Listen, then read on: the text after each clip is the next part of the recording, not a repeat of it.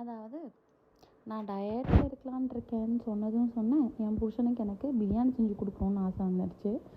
அதனால் அவரே போய் சர்ப்ரைஸாக எல்லா பொருளெல்லாம் வாங்கிட்டு வந்துட்டு, அதுக்குள்ளே உனக்கு ஒரு சர்ப்ரைஸ் இருக்குது அப்படின்னு சொல்லிட்டு ஏதோ ஒரு கிண்ணத்தில் நெய்யெல்லாம் வச்சு ஏதோ புதுவிதமாக ஒரு பிரியாணி பண்ணியிருந்தார். ஆனால் அது பார்த்தாலே உங்களுக்கு தெரியும், அவ்வளோ டேஸ்ட்டாக இருந்துச்சு.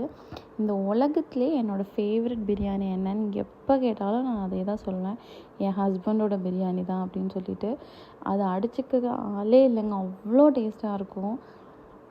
சரி, எந்த நேரத்தில் டயட் இருக்கேன்னு சொன்னனோ இன்றைக்கி சூப்பராக பிரியாணியே ஒரு கட்டியாச்சு.